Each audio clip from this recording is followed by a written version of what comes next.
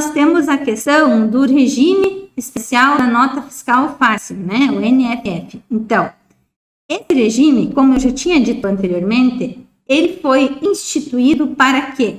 Para simplificar, né, o processo de emissão de alguns documentos fiscais. No caso, conhecimento de transporte eletrônico, o MDFE, também a nota fiscal modelo 55 por produtores rurais, também a nota fiscal de consumidor, né? Então, qualquer pessoa pode usar esse regime, né? Qualquer empresa pode usar esse regime? Não. Em relação ao transporte, né, onde a gente tem a emissão do CTE e do MDFE, quem pode utilizar esse regime são aqueles transportadores rodoviários, né, que são transportadores autônomos, né, que têm um cadastro, então eles são cadastrados junto à NTT, né? Ele pode utilizar esse regime da nota fiscal fácil para a emissão do CTE ou do MDFE. Precisa ter um credenciamento junto à Secretaria da Fazenda? Não. O que o contribuinte precisa ter? E isso vale tanto para o produtor, que vai utilizar esse regime para emissão da NFE, né? Ou para o transportador autônomo. O que eles precisam ter? Eles precisam ter uma conta no portal.gov. Daí eles vão baixar o aplicativo, né? E esse aplicativo eles vão baixar por onde? Lá pelo portal dos documentos fiscais eletrônicos, que é hospedado pelo portal virtual da Cefaz aqui do Rio Grande do Sul. Então, eles vão baixar esse aplicativo, tá? E tem que ter essa conta no portal do gov.br. A partir do momento que eles baixaram o aplicativo e eles acessaram o aplicativo, o credenciamento já se deu de forma automática. Então, eu não preciso solicitar um credenciamento junto à Secretaria da Fazenda, né? Que é o que eu faço para emissão de CTE, emissão de NFE, né, dos demais contribuintes. Esse aqui não precisa disso, tá? Em função da facilidade, né? E até porque ele foi criado justamente para isso, ok? No caso dos produtores rurais, né? O produtor, ele vai poder utilizar essa nota fiscal, esse regime da nota fiscal fácil, onde ele vai utilizar para quê? Para emitir a nota fiscal modelo 55. Qualquer produtor? Não. Somente os produtores, pessoas físicas, tá? Então, o produtor pessoa jurídica não vai utilizar, é só o produtor pessoa física. E desde que essa mercadoria que esse produtor pessoa física vai dar saída, que essa mercadoria ela esteja relacionada lá no portal da Secretaria da Fazenda, e essa mercadoria ela tem que ter a desoneração, né, do PIS e COFINS. E daí ele vai poder utilizar a nota fiscal eletrônica através desse regime da nota fiscal fácil. Outra questão ainda, lembrando que eu lembrei aqui em relação ao transporte, em relação ao autônomo, por exemplo, né? Que ele vai poder utilizar para emitir o CTE e o MDFE, né? Quando é que ele não pode utilizar? Ele não pode utilizar esse regime para cobertar aqueles transportes de cargas que são cargas fracionadas, onde eu tenho o quê? Mais de um documento, né? Então, ele não pode ser utilizado para esse tipo de transporte. Não pode ser utilizada para transportar produto perigoso, carga que seja, então, classificada como produto perigoso, também ele não pode utilizar, tá? Ou onde a carga, então, que ele está transportando, ela seja cobertada, então, por um documento que não tenha sido emitido eletronicamente. Tá? Então, nesses casos, não pode utilizar. Outra questão que nós temos aqui, que é um documento que também já era para estar sendo emitido de forma eletrônica desde setembro do ano passado e acabou que prorrogaram, é a questão da GTVE, tá? A GTVE é o que é? Guia de Transporte de Valores Eletrônica. Para que serve essa guia? Essa guia, ela é utilizada por empresas que fazem transporte de valor. Essas empresas que fazem transporte de valor, elas emitem o CTOS para acobertar a prestação de serviço, né? Só que junto ela tem que emitir a guia de transporte de valor e o extrato de faturamento.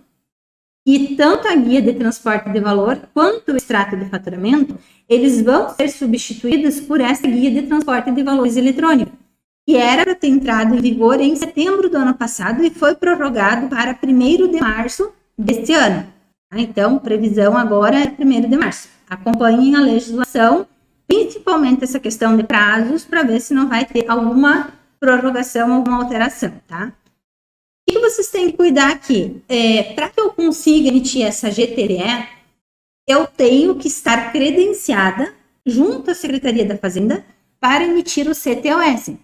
Outra questão é, se eu emitir o CTOS e ele já foi autorizado, eu não consigo mais cancelar a GTVE. Então, vocês têm que ter esse cuidado. Tá, mas e aí, Adriane, se eu não conseguir mais cancelar, o que eu vou fazer? Como é que eu vou proceder? Bom, pessoal, em relação a isso, tá? Não tem um tratamento na legislação. Então, o que a gente tem que fazer? Aguardar o Estado, né, se manifestar, ou se acontecer alguma situação, né, eu vou ter que entrar em contato com o Estado, porque não tem nem previsão de eu emitir uma GTVE, uma guia de anulação. Então, não tem previsão para eu fazer uma guia de anulação, caso eu não tenha cancelado ela. Tá? Bom, depois nós temos o quê? Outra previsão de documento fiscal eletrônico, que é a nota fiscal, fatura eletrônica de serviço de comunicação, a NFCOM. O que é a NFCOM? É a nota fiscal, né, um documento fiscal eletrônico, que é o modelo 62, né? Ele vai substituir o quê? Ele vai substituir a nota fiscal de serviço de comunicação modelo 21 e a nota de serviço de telecomunicação modelo 22.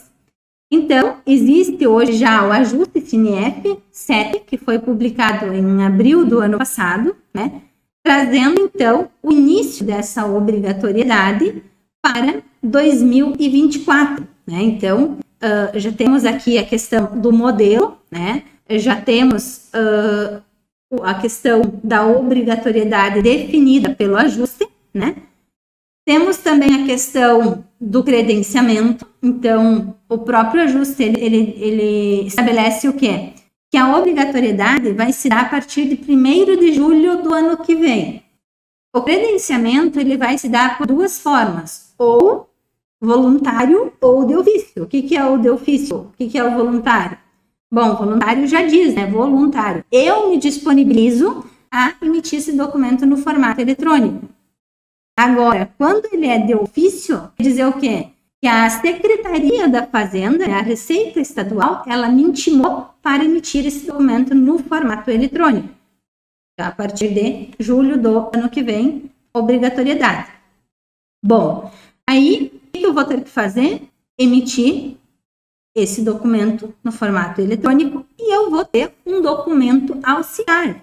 Assim como a gente tem o DACT para o CTE, a gente tem a DANF para o NFE, né? Nós vamos ter aqui o documento auxiliar, que é a DANFCOM, né? Para esse tipo de documento eletrônico. Nesse caso aqui, o que eu vou fazer? Eu vou utilizar esse documento, essa DANF, esse documento auxiliar, né? Para representar o serviço que eu prestei, né? De comunicação, ou de telecomunicação. Então, eu vou imprimir ele e vou entregar para o meu tomador. Em relação a esse documento aqui, né, em relação a esse documento auxiliar, ele pode ser disponibilizado ao destinatário no formato eletrônico. Ou seja, se eu vender uma mercadoria, tá? Eu vendo uma mercadoria, eu emito a DANF.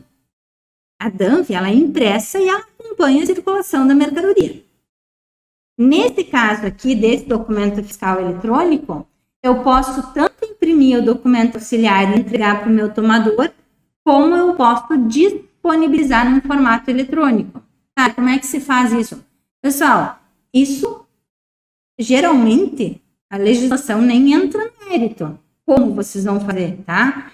Vocês vão mandar por e-mail, vocês vão criar um site da empresa de vocês e vão ter ali um usuário com login e senha, onde o cliente de vocês vai entrar lá e baixar. Isso, né, a legislação, geralmente ela não entra nesse mérito. Isso é uma questão operacional de vocês, tá? Mas pode ser disponibilizado no formato eletrônico. O cancelamento aqui, ele vai seguir um prazo igual da nota fiscal eletrônica de energia elétrica, né? Ou seja, eu vou ter um prazo de até 120 dias, né? Contados, 120 horas, né? Contados do último dia do mês que eu emiti o documento. Então, se esse documento ele entra na obrigatoriedade em julho do ano que vem, né? Supondo que eu tenha emitido ele, então, sei lá, pelo dia 25 de julho, né? Eu vou ter que cancelar ele. Eu vou contar 120 horas a partir do último dia de julho para poder fazer esse cancelamento, né? Então, tem um prazo maior para fazer esse cancelamento aqui, tá bom? Perdi o prazo. E aí? Bom, nesse caso aqui, tá? Nesse caso aqui, a critério de cada unidade da federação, ou seja, a critério de cada estado, eles podem aceitar o pedido de vocês de forma extemporânea, ou seja, vocês perderam o prazo, então fora do prazo vocês vão pedir mais prazo para o estado para vocês poderem fazer esse cancelamento, tá? O estado pode aceitar ou não, mas antes de mais nada, o estado vai ter que regulamentar essa emissão desse documento aqui, que até então o estado não regulamentou, ok? Até porque a obrigatoriedade ela vai se dar a partir de julho do ano que vem. Tá? Bom, pessoal, depois nós temos aqui algumas alterações em relação a conhecimento de transporte, tá? CTE. Pessoal, hoje nós temos dois tipos de anulação, né? Nós temos a anulação de valor e a anulação de tomador. Quando é que eu uso anulação de valor? Quando, por exemplo, eu acordei com vocês que eu vou cobrar R$800 por um serviço. Eu emiti o conhecimento com 1.000, maior, né? Não tem como eu fazer um estorno parcial. Não tem como usar carta de correção. Por quê? Porque a gente está falando de valor aqui, né? Então, não corrige com carta. O que a gente pode fazer, né? Como é que é feito isso hoje? Hoje, eu emiti um conhecimento maior. Então, o tomador, né? O tomador, ele pode ser tanto um contribuinte como não. Na hipótese dele ser um contribuinte, o que ele vai fazer? Ele vai emitir um documento de anulação de valor, referenciando o meu documento que está errado. E, a partir disso, eu vou emitir um CTE de substituição. Se ele é um não contribuinte, o tomador é um não contribuinte, o que ele vai fazer? Uma declaração. Eu vou pegar essa declaração, vou emitir um CTE de anulação e depois um CTE de substituição. Sempre referenciando o CTE original. Data, número, motivo do erro.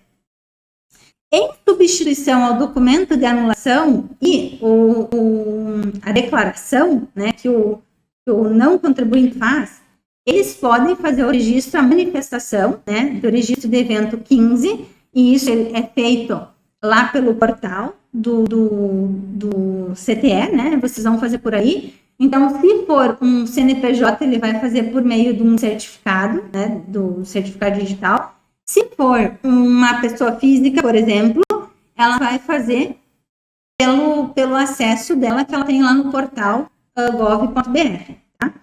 Bom, aí, feito isso, eles tendo feito o registro de evento, eu, transportadora, faço o CTE de anulação, posteriormente o CTE de substituição. Ok?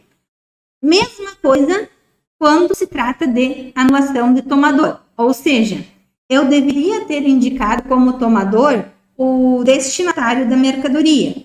Eu indiquei como tomador o remetente da mercadoria. Então, o que ele vai fazer? Ele vai fazer o registro de evento e eu depois vou fazer o quê? A anulação e o CTE de substituição, tá? A partir do dia 3 de abril, tá? 3 de abril agora de 2023, nós não faremos mais a emissão dos documentos de anulação, tá? Isso quer dizer o quê? Que tanto para anulação de valor quanto para tomador, o tomador ele vai fazer o registro de evento, seja para dizer que o meu conhecimento ele está errado, né, em relação ao valor, ou seja, para ele dizer que o tomador está em desacordo. Aí o que vai acontecer? Ele fez o registro de evento, eu vou emitir um CTE de substituição, tá? Ou seja, nós não teremos mais ali no meio aquele documento de anulação. Então, simplifica o processo. Tá? Já vou responder uma pergunta que cai sempre nos cursos e está caindo direto na consultoria. Como é que eu, transportadora, se não tenho o documento CTE de anulação, como é que eu, transportadora, vou poder fazer o crédito na hipótese de um CTE tributado? Bom, pessoal, primeiro, o que a legislação prevê hoje? Atualmente, ela prevê que para que eu possa fazer esse crédito, eu tenho que ter o CTE de substituição. E isso não mudou, tá? Bom, o que pode acontecer? Pode acontecer do Estado dizer o quê? Bom, para crédito, vocês vão fazer um ajuste via E111. Tá? Pode acontecer do Estado regulamentar isso, porque isso cabe ao Estado fazer, né? Mas, atualmente, a regra já é, eu só vou poder fazer o crédito se eu tenho a substituição. Tá? Então, continua, essa situação continua igual, tá?